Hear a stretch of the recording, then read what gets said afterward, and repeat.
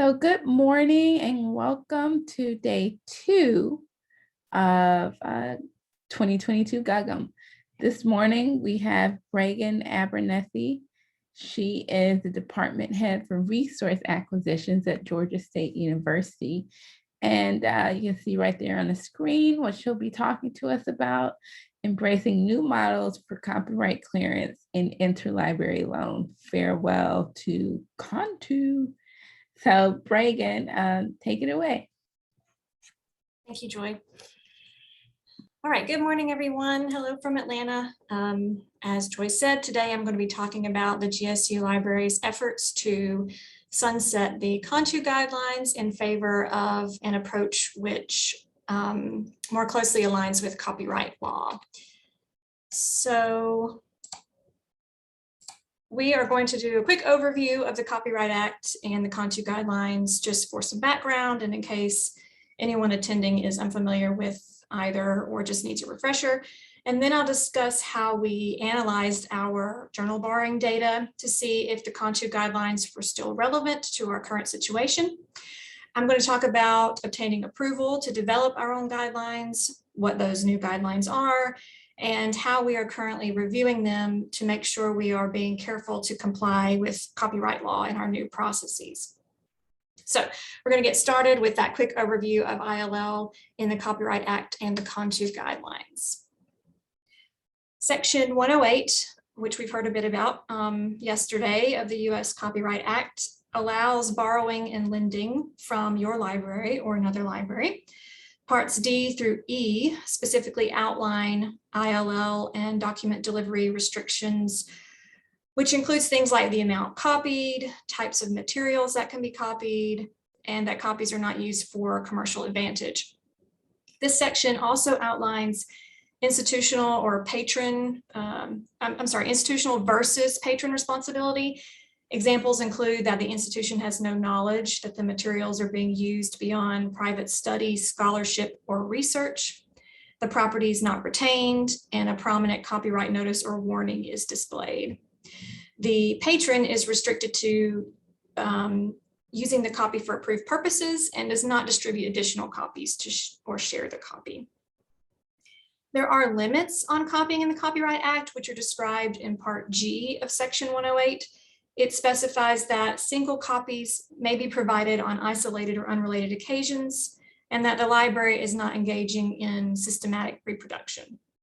It also states that the borrowing library does not do so in, quote, such aggregate quantities as the substitute for a subscription to or purchase of such work. And that phrase will be important to the development of our new guidelines, which I'll talk about in a bit. So when the Copyright Act was revised in 1976, that was done as sort of a response to new technologies in reprinting, aka the photocopy machine. And the National Commission on New Technological Uses, or Contu, was established after these revisions were passed.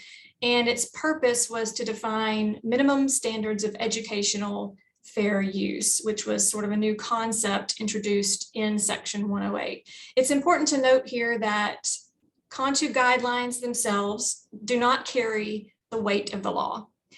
They were only intended to help librarians interpret the Copyright Act as it applies to resource sharing.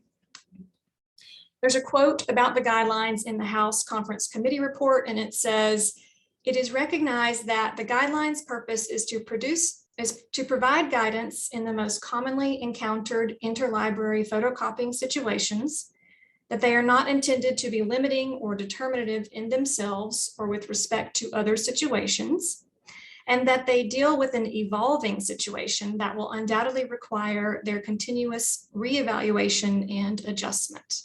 Now, despite that statement, there have been no revisions to either Section 108 of the Copyright Act or the Contu guidelines, and many ILL programs continue to strictly follow the Contu guidelines as they were set forth in 1976.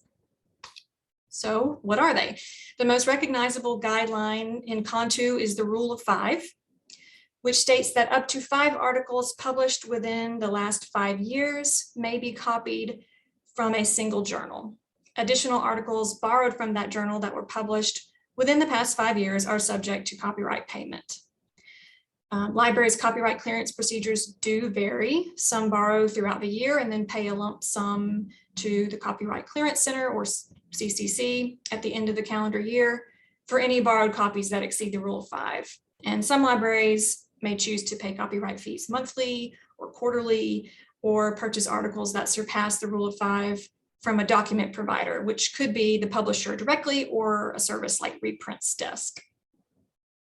Contu also sets other requirements for copying, including that ILL requests must be accompanied by a copyright compliance statement from the requesting library. And these guidelines are very prolific, as I mentioned, in today's ILL landscape. They're often built in as the default workflow in ILL software like Iliad. So there are two sort of catalysts for starting the GSU library on this path towards scrapping Contu guidelines in favor of just a more modernized approach to copyright clearance. And the first is a presentation at the 2019 OCLC Resource Sharing Conference. It outlined the history of Contu, sort of its irrelevance in today's ILL copyright practices, the new processes that each of the two presenting libraries had started, and recommendations for other libraries that were interested in developing alternatives to Contu. And then in August of 2020, an Association of Research Libraries white paper was published recommending establishing new procedures for copyright clearance in ILL. Much like the presentation, it goes in depth into the history of Contu, how it's been interpreted and implemented, why it's possibly no longer appropriate for ILL copyright practices. It makes several recommendations, including reviewing ILL policies and procedures, analyzing things like subscription costs, number of requests, royalty and copyright fees as compared to subscription fees, and negotiating license terms for resources without reference to Contu. It also talks a lot about facilitating conversations in your library on the relevancy of Contu. Now, one thing that sort of stands out in the discussion of Contu's relevancy is the changing landscape of subscription costs as compared to 1976. Again, copyright law does state that the borrowing library does not do so in such aggregate quantities as a substitute for a subscription to or purchase of such work. Now, of course, as librarians, we all know that print publishing in 1976 is vastly different to print and electronic publishing today in the 21st century. And this is just one example. This is from an EBSCO publication that details journal price increase history from 2016 to 2020.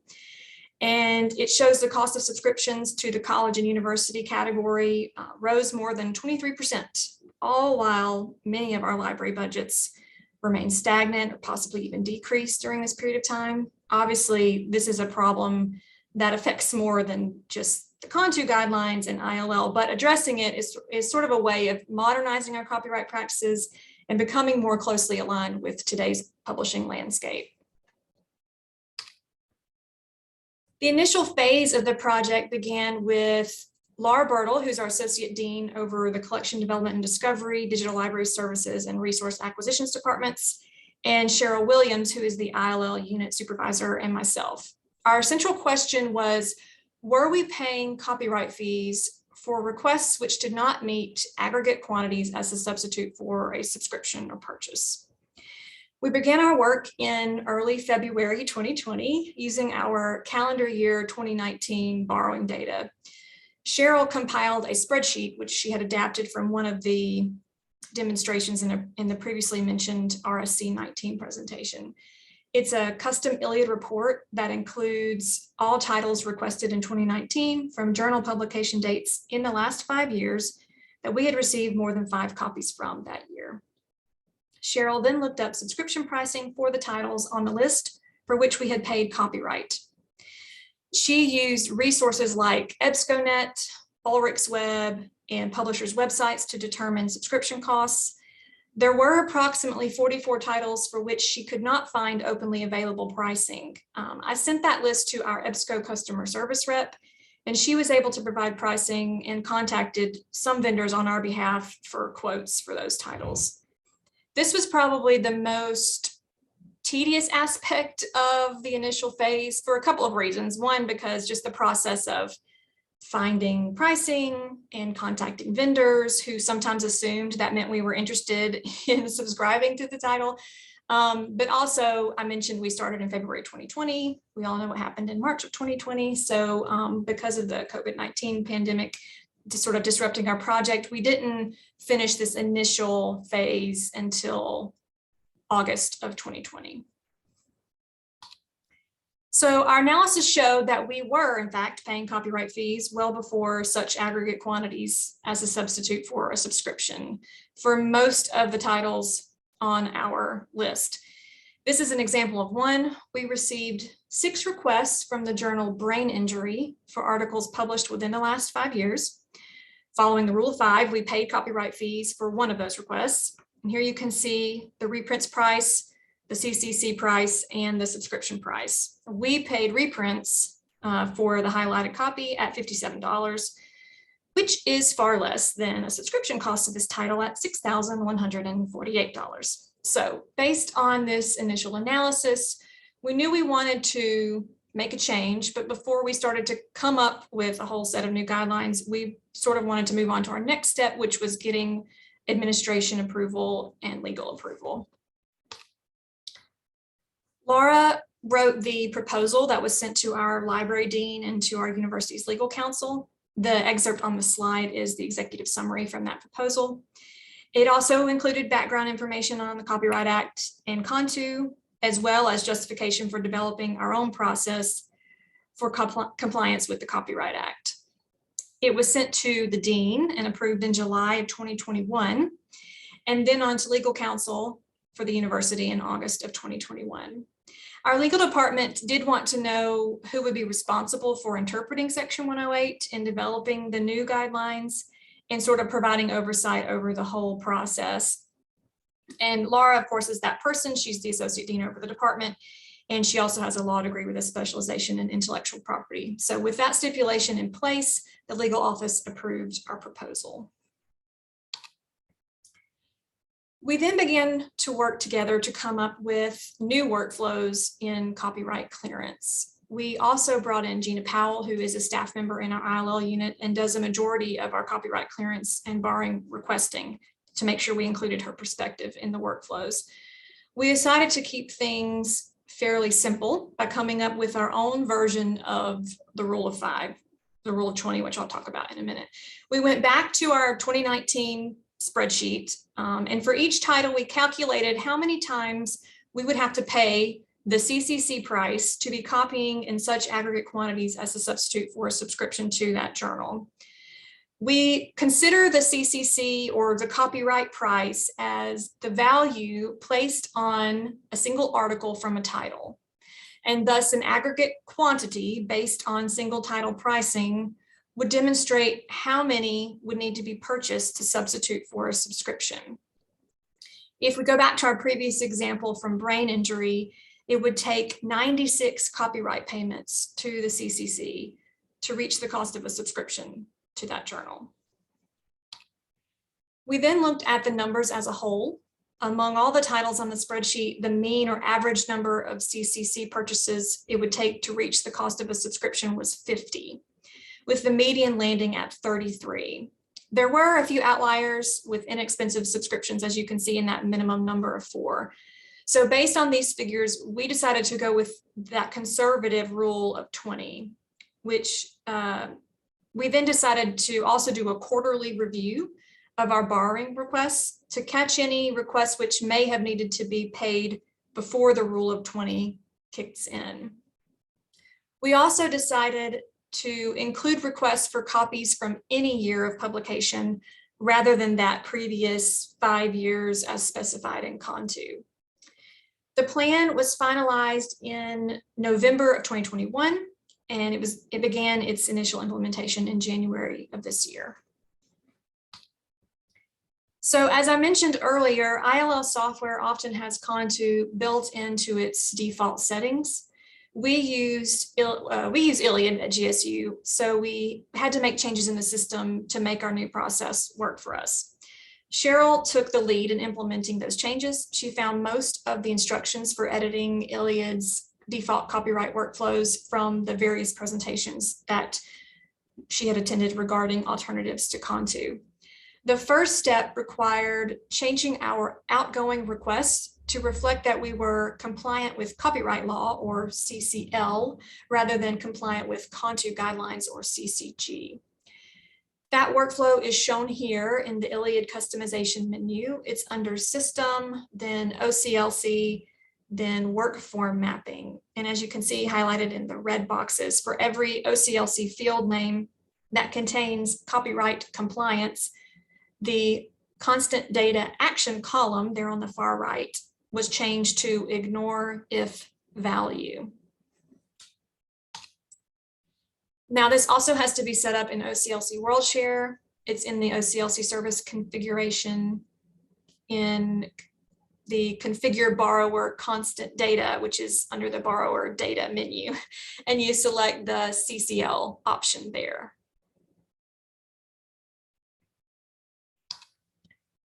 Next, we need to set up our new rule of 20 and to change our date range. So this requires changing the default query of the copyright text file for ILLiad.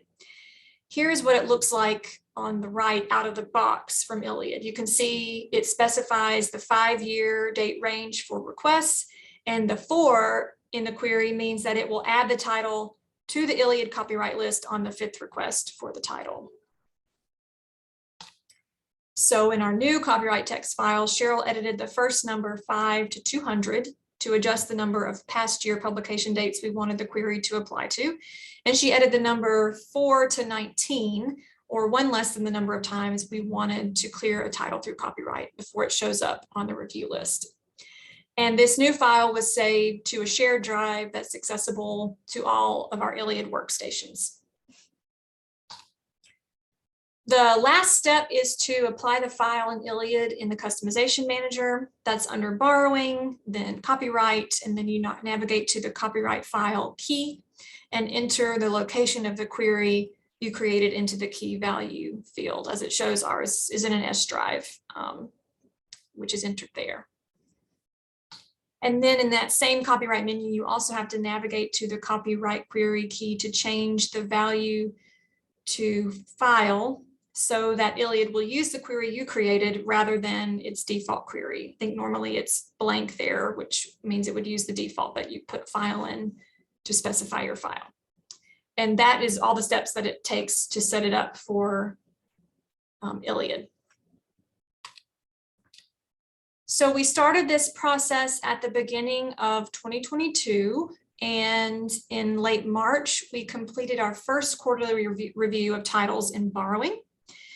Cheryl pulled a report from with all journal titles we had borrowed to date, with information included on whether we had paid copyright yet or marked for copyright payment to CCC at the end of the year. For any titles that were borrowed over the traditional rule of 5, we looked up the subscription cost for the title, as well as what an article cost is in reprints and CCC. And based on our previous criteria of making sure we were not borrowing in such aggregate quantities as a substitute for a subscription to a title, we made decisions on whether to continue filling requests to our new rule of 20 or to begin paying copyright for requests. So here are 2 examples from our first quarterly review. On the left, we have the Journal of Hand Surgery. And at the time of our review, we had 9 requests. But as a subscription is, I think, 1,065, we're going to continue filling requests to 20 without paying copyright until we reach 20. For the International Journal of Transitional Justice on the right, we'd so far had 11 requests, and that subscription is actually fairly inexpensive at $472. So we marked that title to begin paying copyright. Now, for titles like this Transitional Justice title, we did do a check to see if we had any consistent past history of requests to see if this was a title worth pursuing a subscription to, but requests were not consistent. So it was ultimately determined not to pursue a subscription. But this sort of shows how the review process is a useful collaboration tool, possibly with collection development, showing insight to what our patrons are borrowing and whether or not it's more cost effective and ultimately customer friendly to purchase a subscription if it's consistently requested. And if we are frequently paying more in copyright fees each year, than the total subscription cost. Another useful outcome I want to quickly mention here of this review is that we did find 1 or 2 titles that we had borrowed that we were actually supposed to have access to as part of our subscriptions, but for whatever reason were not working. One was, for example, was an access only title that we had through our Taylor and Francis journal package. So that basically just took some communication with Taylor and Francis to resolve and restore our access. So it was also kind of a tool there to see what might not be connecting properly. Looking ahead, we expect that our new process will result in a cost savings to the library, though we won't be able to determine that until the end of the calendar year. We also want to be mindful about keeping a record of our process. We currently store our review spreadsheets in a shared drive so that those involved with the project have access and we can refer back to our prior decisions and notes that we made as we do our future quarterly reviews. And we also want to be able to show justification, right, for the decisions we made regarding whether to continue on to our rule of 20 or begin paying copyright fees. As part of a sort of larger effort, we, when new licensing agreements are negotiated for our library, we'll plan to make sure that references to Contu are not included in those agreements in favor of a statement that references compliance with the Copyright Act instead. And then also at the end of this year, of course, we'll plan to sort of review our entire process, or a review of the review, see what's working for us, what's maybe not, look at the workflow, the workload, and just make revisions and refine where necessary. Okay, so that's the new copyright process at GSU Library. Thank you all for attending today, and I'm here for questions or discussion if anyone has any. And I believe Cheryl is also here if there are some very in the weeds ILL or Iliad questions that I am less expert on. Let me see if I can view chat. So, hi everyone, it's Joy again. If you have questions, you can go ahead and type them into the chat. Or you can request to be unmuted and you can ask your question aloud. I haven't seen any questions to come in though, Bregan.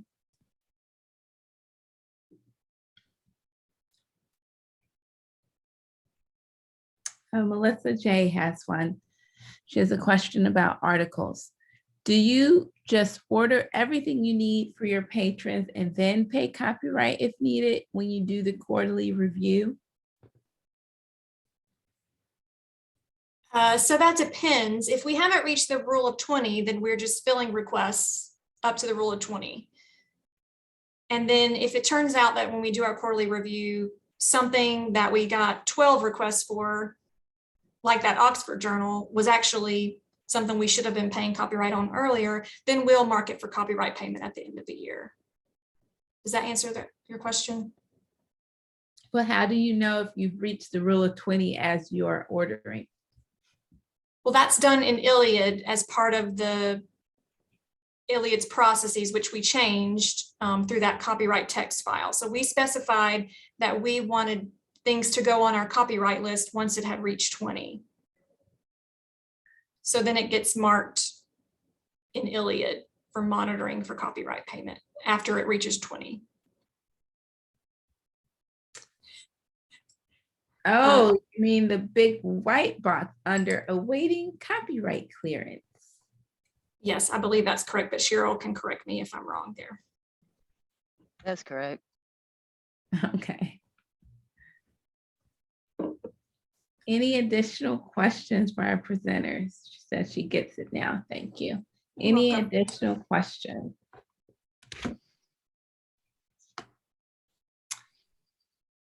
Ask now or forever hold your peace. Laura Bertle says she's curious if any other Georgia libraries. Laura, let me see, where are you in the list? want to give this a go. I was gonna unmute you so you could ask if any other Georgia libraries would be willing to give this a go. Rosemary Humphrey asked, did you get any pushback from admin or legal? No, they were, admin was all for it, and legal, again, they just wanted to make sure we had someone sort of providing oversight for the whole thing. That was their only stipulation in their approval. But they were very,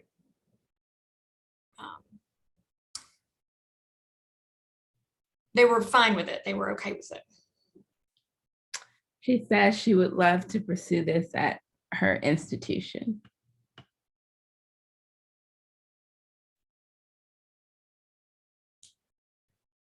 I will say that it's a lot of work at the beginning, but once it's in place, there's really no extra burden on the staff. It's actually probably less because you're not monitoring as many titles and then awaiting copyright clearance queue. And so there's more of a workload on myself and Laura as we're doing the quarterly review and making decisions about certain things, but it wasn't tedious at all. It was probably 2 30-minute meetings to run through the list. Of course, that may change as the list gets longer throughout the year, but so far it's not been a burden in terms of workload. Melissa J says she's interested, but would really like feedback from more libraries before she talks to her boss about it. So I wonder if there's a way for you to, I mean, it's additional work, but to source getting additional feedback on it. Yeah, there's a OCLC web series in a week or so. That's a survey about libraries doing Contu alternatives. So if you want to sign up for that, I believe it's on Wednesday of next week. Okay, that could be good. Any other questions? Thanks, Laura, for putting that link in. I was about to go searching for it. Any other questions from anyone?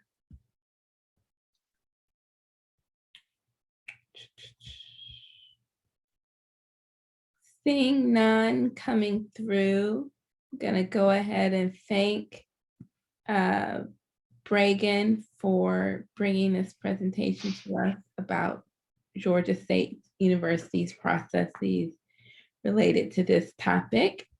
And again, you'll be able to get her slides and shortly from Sched, just go to the link for this session and they will be available there.